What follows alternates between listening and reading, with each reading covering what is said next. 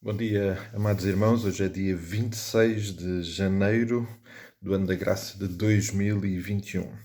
Saudar a todos com muita alegria nesta manhã e, sem mais delongas, pensar e direcionar mais uma vez a nossa mente para a palavra e, particularmente, para o texto que consideramos no passado domingo e que estamos, como já perceberam, a terminar esta caminhada através da carta da Epístola de Tiago. E que desafio tem sido este. Amados, o assunto é a oração. E de uma forma muito prática, Tiago vem nos exortar a uma experiência de oração realmente muito, muito intensa, muito particular, muito presente, muito comprometida. Mas eu, antes mesmo, e provavelmente durante a semana vamos poder lembrar outros aspectos, antes mesmo de olhar para alguns aspectos presentes naquele texto, eu gostava só de, mais uma vez, reforçar um aspecto que partilhei com os irmãos no domingo e é para mim um desafio pessoal, primeiramente pessoal, e mas que é um fator de preocupação imenso no que diz respeito à vida de oração. E não vou falar sobre a quantidade, o tempo que passamos em oração. Eu queria que nós voltássemos a considerar seriamente com quem é que estamos a falar. Na nossa realidade de relacionamentos humanos, a pessoa com quem nós estamos a falar determina muito a forma como falamos. Aliás, se há uma marca de alguma degradação da qualidade das relações humanas, passa exatamente por isso. Tem-se perdido, pelo menos para mim, na minha experiência de vida, que já são alguns anos, percebo que se tem perdido este aspecto.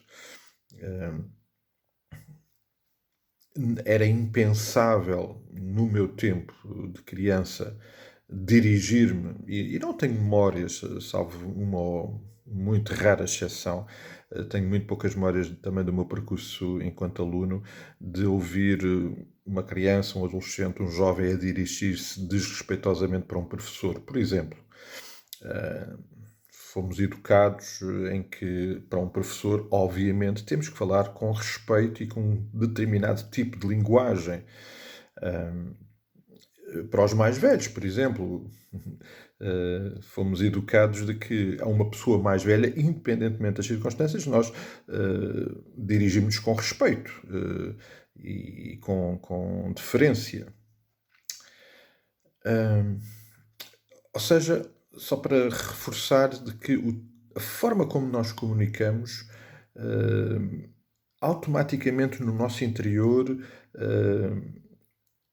define com quem estamos a falar. E eu temo, e amados, estou-vos a dizer que este é primeiramente um assunto pessoal e uma preocupação pessoal e uma batalha pessoal. Eu temo que, pelo facto de Deus nos dar esta facilidade na comunicação, pelo facto, por exemplo, de nós não estarmos a ver fisicamente Deus, ser uma experiência espiritual, pelo facto da oração ser um aspecto fácil, sabe, uma série de aspectos. Eu temo, amados, que nós tenhamos adquirido pouca.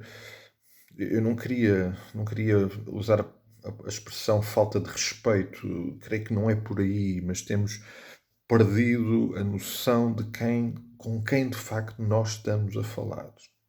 Com quem de facto nós estamos a falar.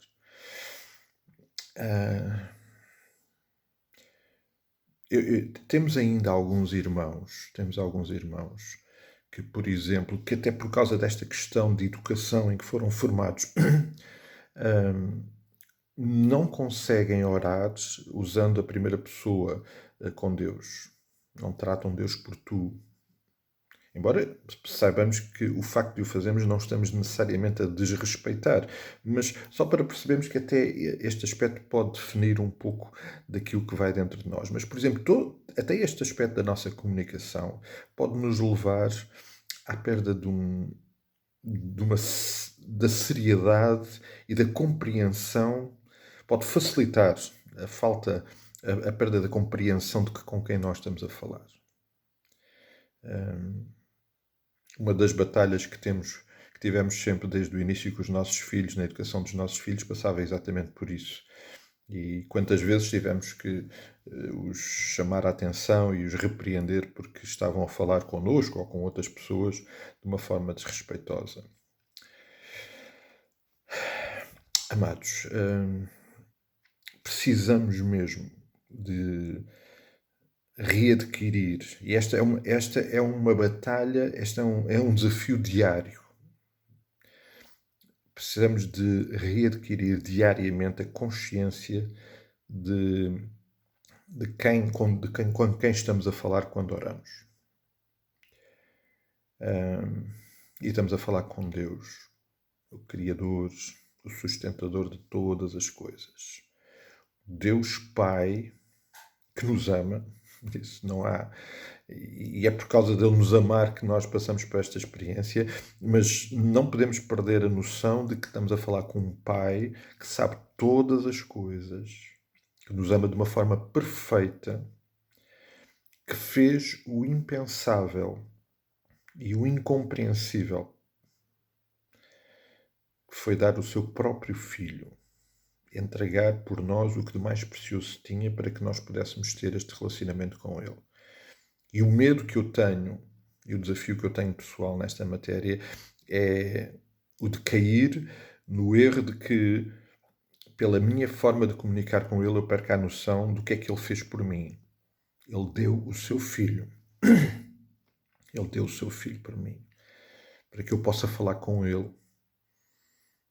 E eu não posso perder esta noção de compreensão, de respeito, de deferência do Deus com quem eu estou a falar. Isto não tem nada a ver com ter medo, terror de Deus. Não, Deus é um Deus de amor, de afeto, de proximidade, mas isso não pode permitir que eu eventualmente caia no erro de perder esta noção. Ele é o Deus que quer ouvir as nossas angústias, mas é o mesmo Deus que, obviamente, sabe muito bem o que nós precisamos mesmo antes de nós lhe pedirmos. Ele é o Deus que, mesmo que estejamos a pedir uma pedra, o pão nunca nos vai dar uma pedra, porque Ele sabe o que nós precisamos e vai sempre nos dar o melhor. Amados, esta é uma preocupação que, quando falamos deste assunto da oração, precisa de estar presente. Cada vez, em cada momento, em cada circunstância que eu separo um tempo de oração, eu estou a falar com Deus, Criador, Sustentador, Deus de amor, Deus de salvação, Deus de redenção, Deus perfeito. É com Ele que eu estou a falar. E eu quero acreditar que cada vez que eu readquirir e investir na compreensão disso, a minha comunicação com Ele vai se tornar muito mais eficiente, melhor, mais autêntica, compreendendo melhor com quem estou a falar e quem Ele é e quem eu sou. Este é um desafio que, amados, nós precisamos de enfrentar diariamente. E Ele quer, como vimos no texto, Ele deseja e quer o nosso investimento em comunicação. Ele ama-nos e quer que nós o amemos acima de todas as coisas. Portanto, a comunicação com Ele tem que ser algo muito presente, mas não podemos perder a noção de com quem estamos a falar.